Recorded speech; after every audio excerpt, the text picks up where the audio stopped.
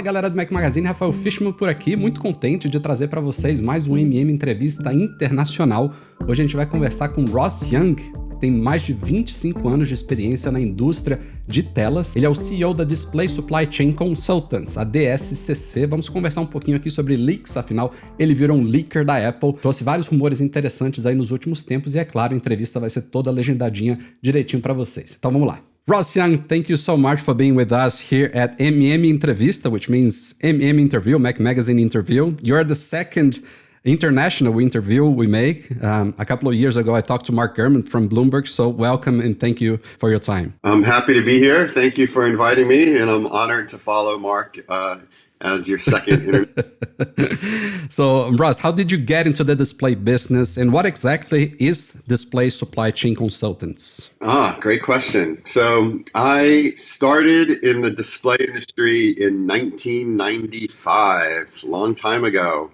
I had studied in Japan and became a Japanese expert on the semiconductor industry. And the U.S. was battling Japan in that time frame. And then the U.S. sort of overtook Japan, and there was less of a need for a Japan expert. Mm-hmm. So I said, what industry is the U.S. hopelessly behind in versus Japan? And that is displays. And so I started in the display equipment business, working at a company that made robots to mm-hmm. handle glass substrates. When I started, it was Gen 3, and now we're at Gen 10.5. All right. And if you pick up a Gen 3 piece of glass, it will break. It's that fragile. And so it's amazing that the industry has figured out how to handle Gen 10.5 glass, which is 3 meters by 3 meters. It's absolutely huge. And then I worked in a driver IC company, and then that company failed, and I started my own company. And that was called Display Search. And Display Search was one of the early market research companies focused on the display industry, covered the whole display supply chain. We grew to about 30 people, mm-hmm. and we had really great data on TVs especially. And I sold that business to a company called the NPD Group. All right. And we matched our sell-in data with their sell-through data, and that was providing new insights to customers. And then I retired for a few years. Actually, I worked at Samsung for a year. Oh, did you?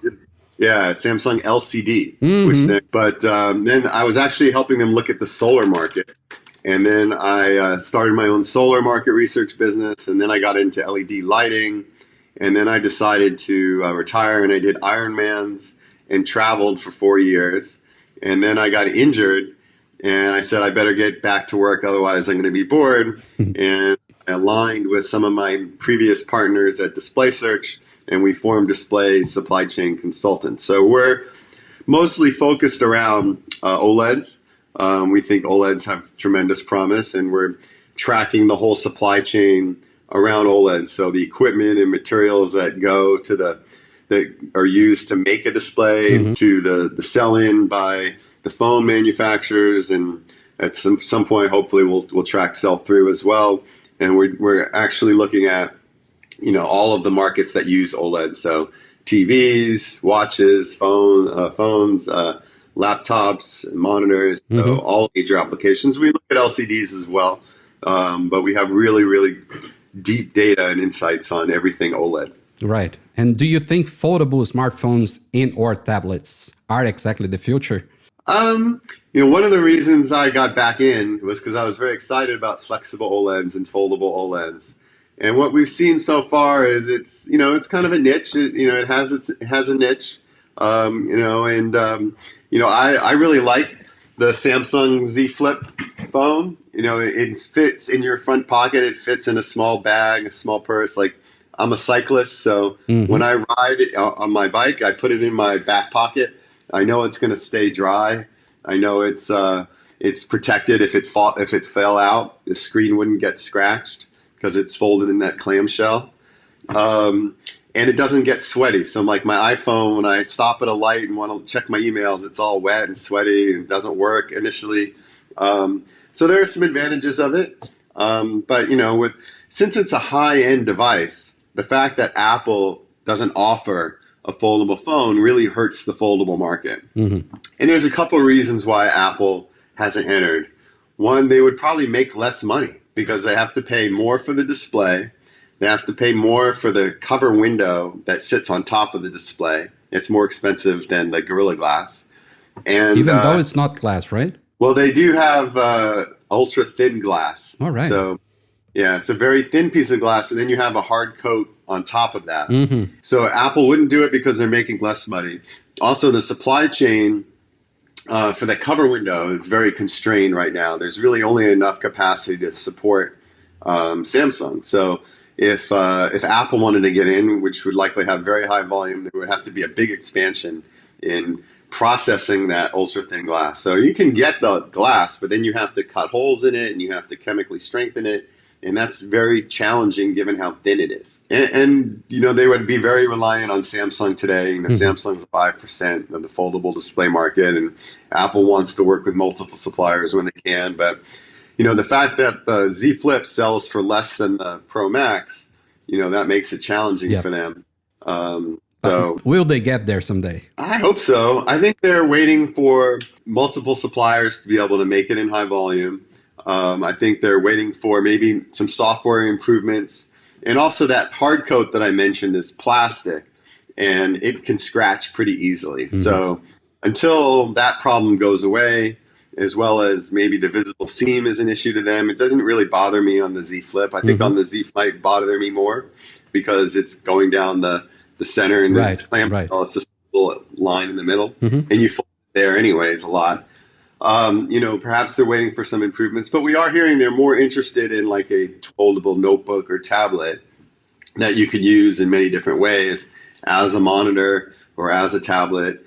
And, you know, it would be much lighter and thinner than a conventional device. So they are showing interest. You know, I think the real opportunity for Apple and OLEDs beyond iPhones right now is what they're going to do. Tablets and notebooks moving to OLED with the iPad Pro and the MacBook Pro. Foldable will be a nice complement at some point, but the volume will be, you know, in the MacBook Pro and the iPad Pro. Right. And besides the folding aspect of a display, how much better can an iPhone screen get from what it is today?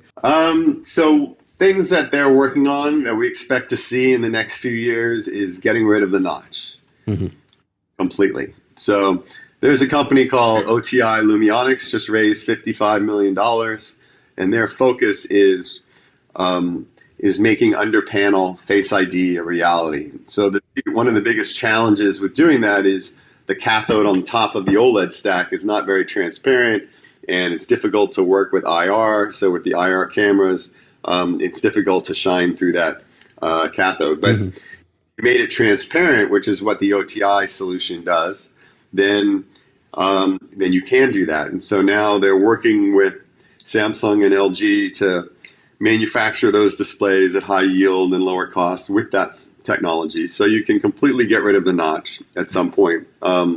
So the first step would be making under panel Face ID and then eventually the camera, because the camera can't be worse than it is today.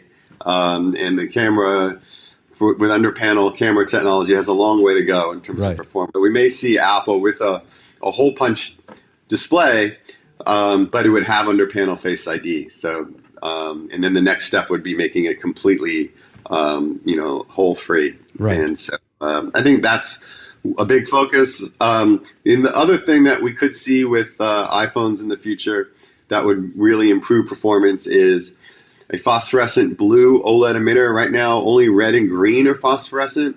And if blue was also phosphorescent, it would lower power by 20 to 25%. I've never heard about that before. Yeah, so there's a company called Universal Display that has a monopoly on red and green phosphorescent OLED emitters. So that's the most efficient way to make an OLED emitter. And blue has been very difficult for a very long time to make with phosphorescent.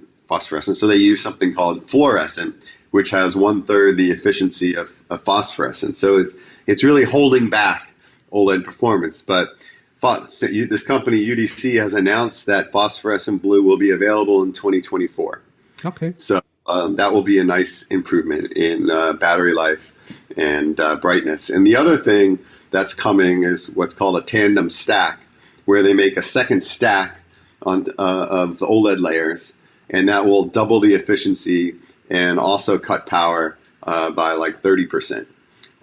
So there are a lot of things in the panel maker's toolbox to improve OLED performance, and they're all sort of coming in the next few years. And in the case of notebooks, in the case of notebooks, we're going to see them moving to larger glass sizes so they can make more like 16-inch panels per substrate, which will bring down the cost. And then there's simplifying the manufacturing process. So the same sort of backplane technology that they use on QD-OLEDs or white OLED TVs, they're going to use on notebooks, as opposed to the much more complicated backplane process that they use on making phones. So for phones, it's LTPS or LTPO, you might have 10 to 20 masks. With IGZO or oxide, you could get away with like 8 to 16 masks. So the opportunity to lower costs while at the same time improving performance. So that's usually a good sign that OLEDs are going to gain share when a technology is improving performance and lowering costs. Sounds good.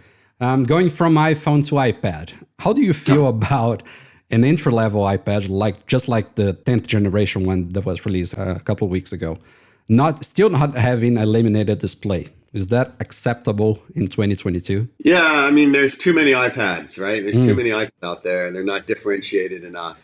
In terms of like the advanced iPads, we look at OLED and mini LED. Apple's the only one with mini LED. Everybody else has OLED. I mean, OLEDs to me seem like the perfect display for an iPad because it has the best viewing angle technology. It has the best performance for motion, for looking at moving pictures, videos, sports, gaming. So it's really amazing to me that Apple didn't go with OLEDs. But what they've determined is that because you're lucky to have more of a white background when you use an iPad or a notebook, lifetime could be an issue with OLEDs. Okay. Image sticking could be an issue. So they're waiting for that tandem stack that I talked about. So they're pushing their suppliers to develop that technology. And when that happens, I think they're going to push OLEDs hard, and they'll be much more comfortable. And, mini LEDs are bright, and OLEDs aren't as bright, but with the tandem stack, that gap will narrow. Got it. Because OLEDs will get much brighter. And there's really no negatives for OLED. Like mini LED consume a lot of power, and they're much more expensive actually than OLEDs. The way that Apple has designed the mini LEDs, there's so many mini LEDs in there, 10,000. Yep. And they have so many LED drivers. The costs are much more than an OLED. So that's an opportunity for Apple to lower the cost when they go to OLED, which would be nice. So whenever Apple goes OLED on iPad Pros, of course, at first, they will also probably go OLED on MacBook Pros as well. Well, there's a difference there because they're going to use the existing Gen 6 fabs and ones that are currently under construction for the iPad that will start in 2024. In the case of notebooks, they're going to use these new fabs that are being built that haven't started construction yet. The purchasers haven't really started yet. So that's more like a 2026 is when they introduce those tandem stack IGZO or oxide backplane notebook panels. So iPads 24, notebooks 26. If nothing gets delayed, right? Right. Something could get delayed. In the case of the notebooks, there's a lot of new technology there in the OLED manufacturing process. Not just tandem, but this IGZO backplane, and then they're going to try and make OLEDs a much larger size in terms of the manufacturing equipment, Gen 8.7. Nobody's done that before with fine metal masks, which is how you make the higher resolution displays. So there are a lot of technical hurdles. So certainly it could be delayed, but we're talking, more than 3 years. So I think it's achievable. I heard they recently pulled it in to Q1 26. Okay. Ross, do you like having become an Apple leaker? It's a fine line that I have to walk because, I have to not upset Apple by sharing some information. And I have to at the same time, I want to provide interesting content to people on Twitter. So It's been fun for me because, it's something that I don't really, it isn't really hard for me to get this kind of information. It's a derivative of our business. We're trying to forecast, Apple's volumes out 5 years. So I need to make some assumptions about, okay, when are they going to go OLED, what sizes, how many units. And so I need to ask our contacts for this kind of information. And then, I share some of the information that's not that our customers wouldn't pay for. Mm-hmm. So they really want to know about volumes, and people on Twitter and in the media don't really care about the volumes. They don't care so much about market share. They're more interested in what product, when. And so that's kind of fun for us to share. And of course, most of Apple products do have a screen of some kind. But for those who don't, are you able to get some intel about them, or you're only focused on display technology? Yeah, we're only focused on the supply chain for displays. So we want to know who's making the display, how many they're shipping to Apple, what size, resolution, refresh rate, display technology. Right. If it doesn't have a display, we're not gonna know about it because we're not asking anybody about it. Got it. Has Apple ever contacted you about your reports? Oh, they're a big customer. So they're we're very happy to have them as a large customer. Great. We have many different customers. Samsung's a big customer. Google's a big customer. We have a lot of customers. They joked with me that since I posted their roadmap at a conference recently, they're like, oh, now we don't have to work on it since you already shared it with the industry and shared it with the world. But, it's all in good fun. They're used to the attention. It certainly helps their business to have all the media talking about Apple products and people tweeting about it. So, it's a great situation for them, I think. Okay, thank you so much, Ross, for your time. Congrats on your work. And we'll keep following you and spreading the news at Mac Magazine. So thank you for your time once again. I appreciate it. Thank you for the interview. E é isso aí, pessoal. Gente boa, né, Ross? Espero que vocês tenham curtido esse papo. Aliás, quem nunca acompanhou, tem muitos artigos sobre os leaks aí trazidos pelo Ross Young lá no Mac Magazine. Se curtiu o vídeo, deixa o joinha aí. A gente se vê em breve com muito mais, inclusive outros MMs entrevistas nacionais e internacionais. Até!